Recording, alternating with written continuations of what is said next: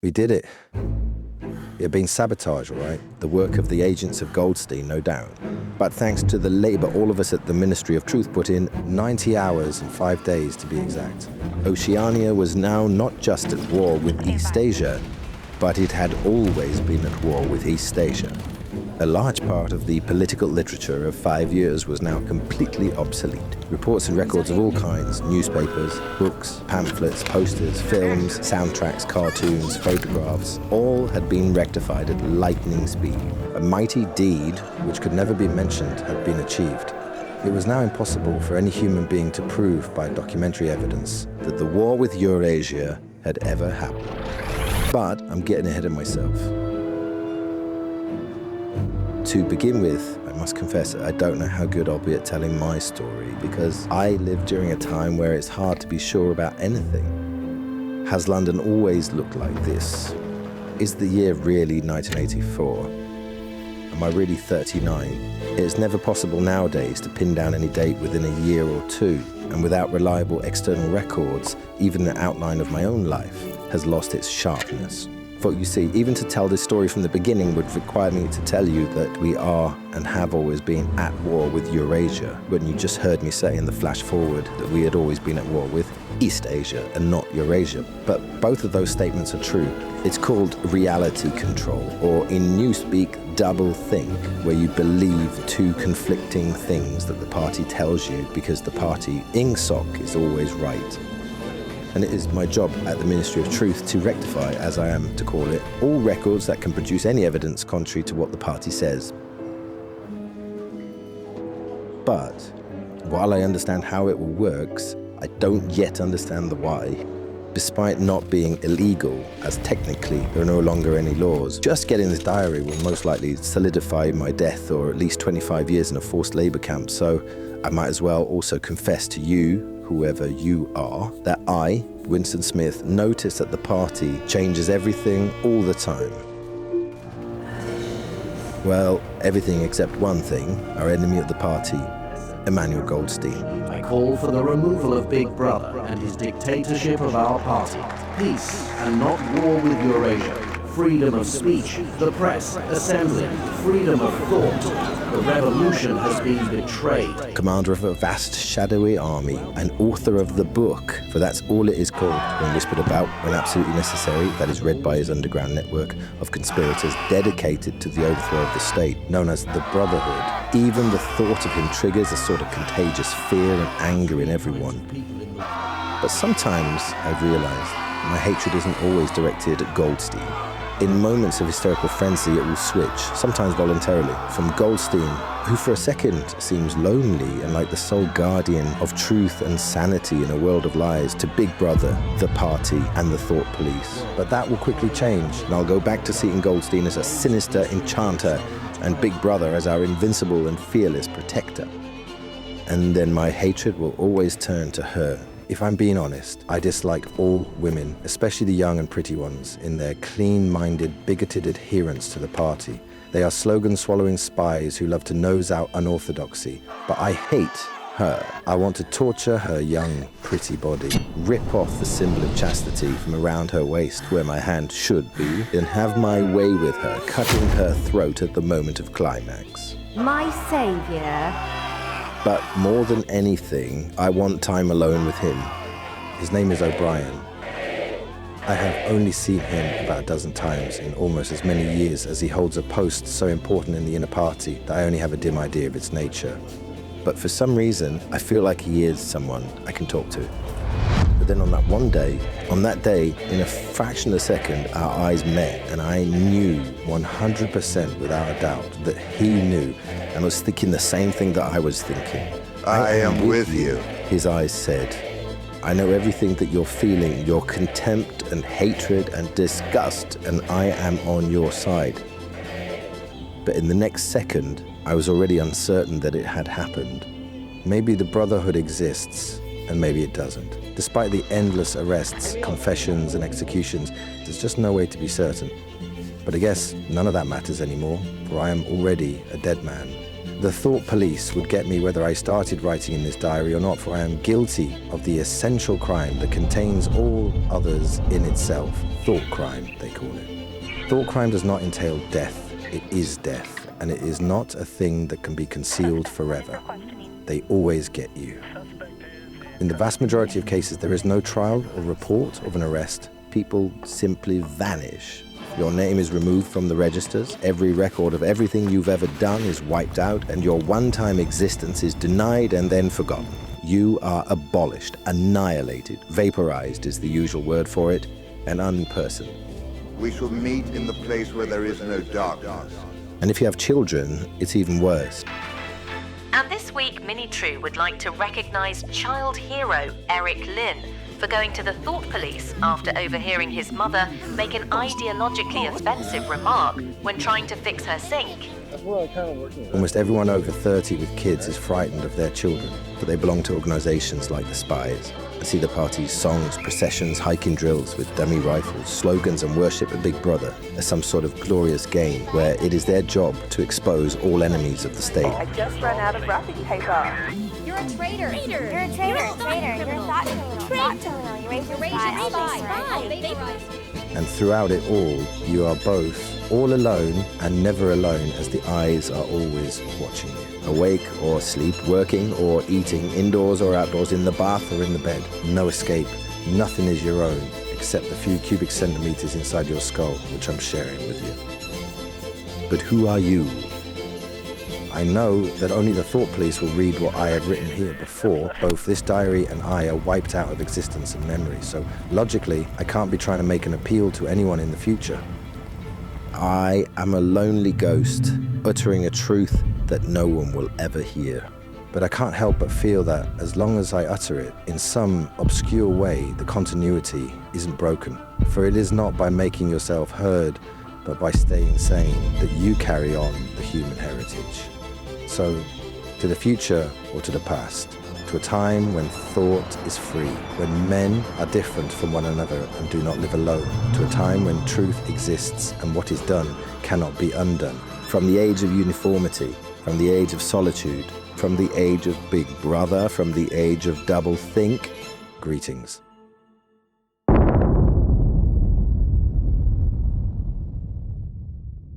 Winston, are you okay? We didn't ought to have trusted him. I said so, Ma, didn't I?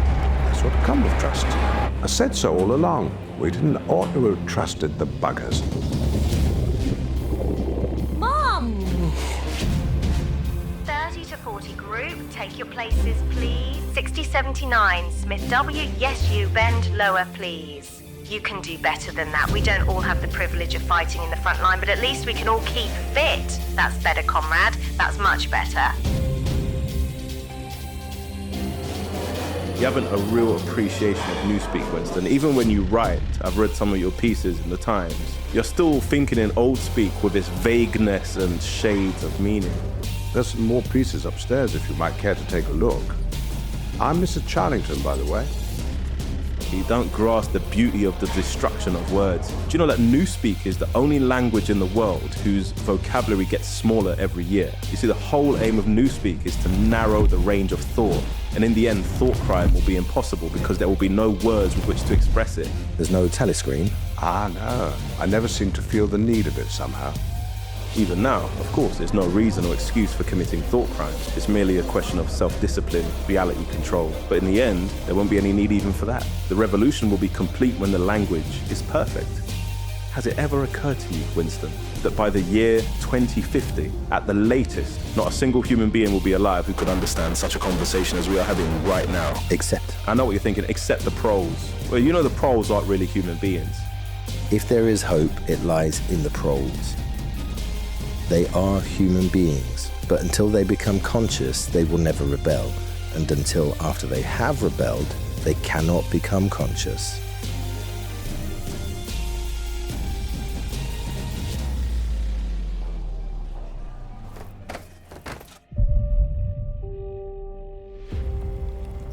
What time do you leave work? 18:30. Where can we meet?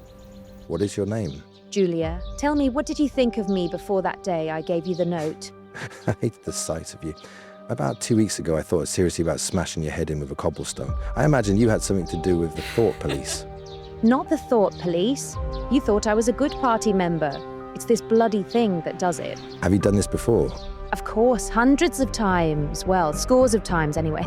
Listen, the more men you've had, the more I love you. Do you understand that? Yes, perfectly. I hate purity. I hate goodness. I want everyone to be corrupt to the bones. You like doing this. I don't mean simply me. I mean the thing in itself. I adore it. Julia, it's finally happened. The Brotherhood exists. Remember that guy in a party, O'Brien, I was telling you about? Well, he invited me to his place under the guise of showing me an advanced copy of the latest Newspeak dictionary for my articles. Darling, you're trembling. I feel like I've gone from thoughts to words and now from words to actions, with the last step inevitably being the ministry of love. The end, my death, is contained in the beginning.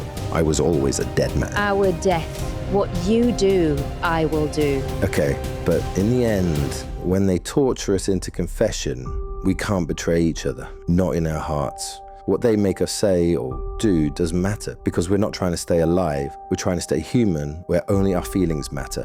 Don't let them get inside, then we will have beaten them. No matter what they do, they can't make me stop loving you. You can turn it off? Yes, we have that privilege, but it's best to not do it for more than about half an hour.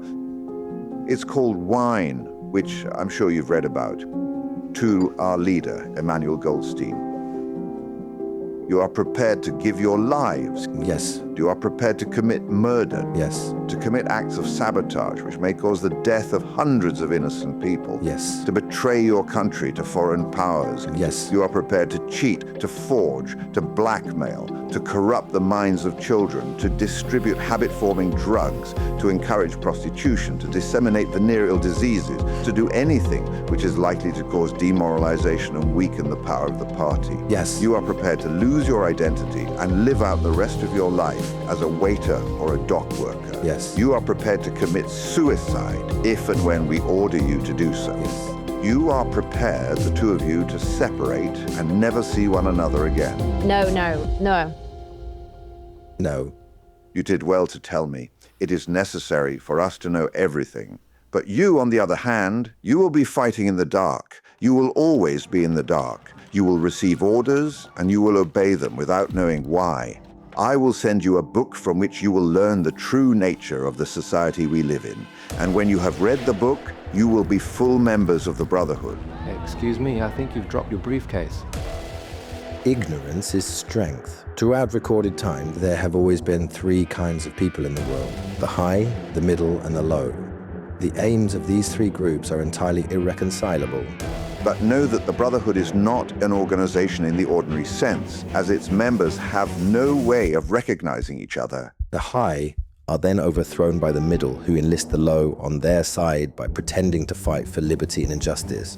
As soon as they have reached their objective, the middle thrusts the low back into their old position of servitude and themselves become the high. Nothing holds the Brotherhood together except an idea which is indestructible. War keeps the structure of society intact. It not only accomplishes the necessary destruction of the products of human labor, allowing the masses to remain productive while not increasing their real wealth and hence in the long run their intelligence, but it does it in a psychologically acceptable way. And in becoming continuous, war has ceased to exist. You'll never have anything to sustain you except the idea. In the past, ruling groups were always infected, to some extent, by unorthodox ideas, but now due to technological advances, the government has the power to enforce not only complete obedience to the will of the state, but complete uniformity of opinion on all subjects. You will work for a while, you will be caught, you will confess, and then you will die. The essence of oligarchical rule is not father-to-son inheritance, but the persistence of a certain worldview and way of life, imposed by the dead upon the living. The party is not concerned with perpetuating its blood, but with perpetuating itself. There is no possibility that any perceptible change will happen within our lifetime. From the proletarians, nothing is to be feared. Left to themselves, they will continue from century to work, breed, and die, not only without any impulse to rebel, but without the power of grasping that the world could be other than it is. They can be granted intellectual liberty because they lack intellect, But a party member, on the other hand, having some intellect, must be made to share the party's opinions and to have the loyal willingness to say that 2 + 2 = 5 when party discipline demands this. The past must continuously be altered to show that the party is never wrong or has ever changed its policies or doctrine. For to change one's own mind is a confession of weakness. Our only true life is in the future. If the high are to keep their places permanently, then the prevailing condition must be controlled insanity. We are the dead. We are the dead.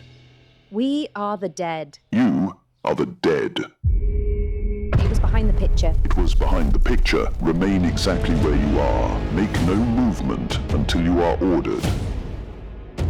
Now they can see us. Now we can see you. The house is surrounded. The house is surrounded. Here comes a candle to light you to bed. Here comes a chopper to chop off your head. Don't worry, Winston. You are in my keeping. For 7 years, I have watched over you. Now the turning point has come. I shall save you. I shall make you perfect. We shall meet in the place where there is no darkness. How many fingers am I holding up, Winston? 4. And if the party says that it is not 4 but 5, then how many? 4. Winston, I am making trouble with you because you are worth the trouble. Your mind appeals to me. It resembles my own mind, except you happen to be mentally deranged, which you've known perfectly well for years. Even now, you cling to your disease under the impression that it is a virtue. How many fingers, Winston? 4. It's okay. It's okay. You are here because you have failed in humility, in self-discipline. You would not make the act of submission, which is the price of sanity. You preferred to be a lunatic, a minority of one. How many fingers, Winston? 4. Oh, what else can I say? 4. Only the disciplined mind can see reality. Reality is not external. It only exists in the human mind and nowhere else. And not in the individual mind, which makes mistakes and perishes, but in the mind of the party, which is collective and immortal. Whatever the party holds to be truth is truth. How many fingers, Winston? 4. Stop it. 4. It is impossible to see reality except by looking through the eyes of the party. That is the fact that you have to relearn. How many fingers, Winston? 5. No, Winston, that is no use. You are lying. You still think there are 4. You need to perform the act of self-destruction, an effort of the will. You must humble yourself before you can become sane. How many fingers, please? 4. 4. Anything you like, only stop the pain. You are a slow learner, Winston. How can I help it? How can I help seeing what is in front of my eyes? 2 and 2 are 4. Sometimes, Winston. Sometimes they are 5. Sometimes they are 3. Sometimes they are all of them at once. You must try harder. It is not easy to become sane. Which do you wish? To persuade me that you see 5 or really to see them? Really to see them. Your mind has already thought of and rejected all of my ideas, so maybe it is me who is insane. Again. In the ministry of love, everyone gets cured, becomes sane. We don't destroy our enemies, we change them. There can be no martyrs who die with glory and cast shame on the party. And yes, there will be no record of you ever having existed.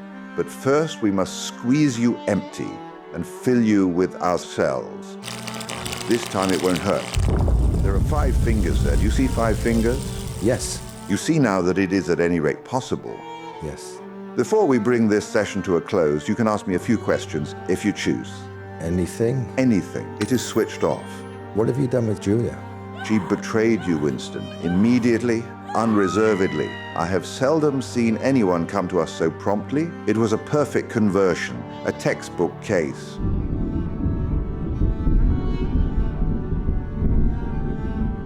Do you remember writing in your diary, I understand how, I do not understand why? You have read parts of the book, Goldstein's book, and did it tell you anything you did not know already? No, you have read it. I wrote it. That is to say, I collaborated in writing it. No book is produced individually, as you know.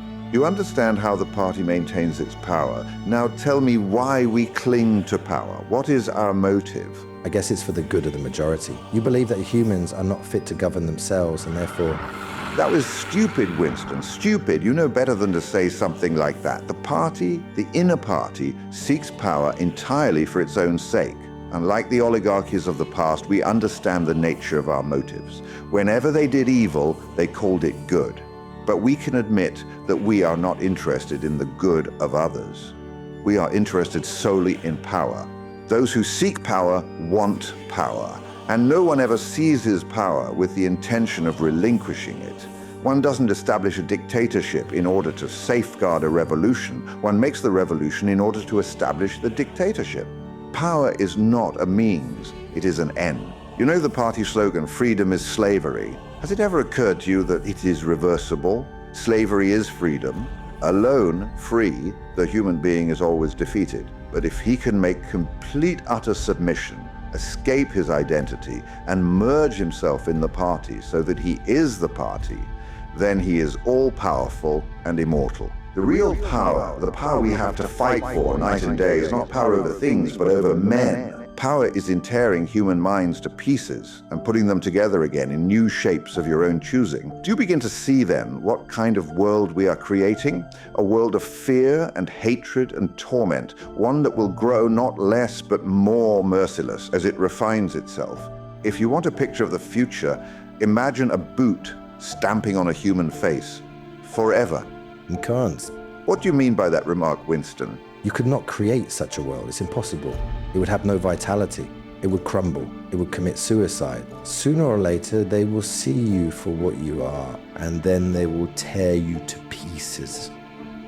Do you see any evidence that this is happening, or reason why it should? No, I believe it. I know that you will fail. There is something in the universe, I don't know, some spirit, some principle, that you will never overcome. Do you believe in God, Winston? No. Then what is it, this principle that will defeat us? I don't know. The spirit of man.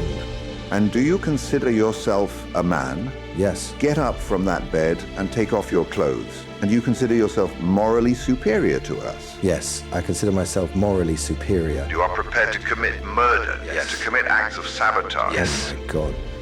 How long have I been here? Go on, stand between the wings of the mirror so you can see the side view of what you now really look like as well, not what you've been imagining in your head. If you are a man, Winston, you are the last man. That thing facing you, if it is human, that is humanity. That is the last man. Your kind is extinct. We are the inheritors. We have beaten you, Winston. We have broken you.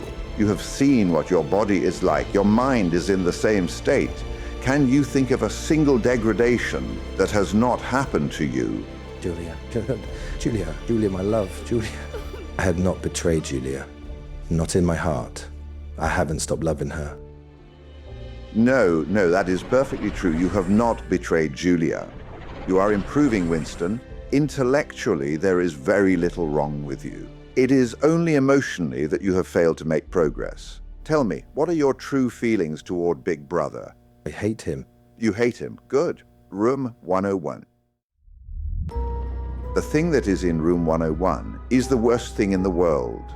And that thing varies from individual to individual. In your case, Winston, the worst thing in the world is rats. By itself, pain is not always enough. There are occasions when a human being will stand out against pain, even to the point of death. But for everyone, there is something unendurable. For you rats, who are not only carnivorous and can strip you to the bone, but possess an astonishing intelligence of knowing when a human being is helpless, are unendurable. A form of pressure that you cannot withstand even if you wish to. And you will do what is required of you. Do it to Julia. Do it to Julia, not me. I don't care what you do to her. Tear her face off, strip her to the bones. Not me, Julia, not me.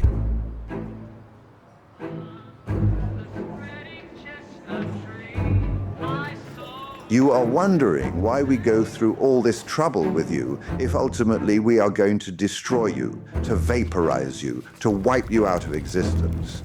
You are a mistake in the mind of the party, Winston, and mistakes must be rectified. Our power is not static. Every day we expand it, refine it, and bring ourselves nearer to perfection.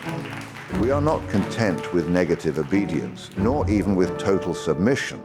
When you surrender to us, it must be of your free will. You must bow down willingly. Goodbye, comrade.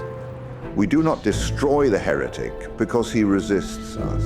So long as he resists us, we never destroy him. We convert him. We capture his inner secret mind. We reshape him. Attention! Your attention, please. We have a victory to report in our war against Eurasia. Oceania has now gained control over the whole of Africa. This is the greatest victory in human history. It is intolerable to us that an erroneous thought should exist anywhere in the world, so we burn all evil and illusion out of man. And here, my dear listener, whoever you are, is where my story happily ends. We bring him over to our side, not in appearance, but genuinely heart and soul. My story of one big, cruel, needless misunderstanding. How stubborn was I to exile myself from this loving beast? But it's all right. Everything's all right now. The struggle is finally over. We make him one of ourselves before we kill him. We make him love Big Brother.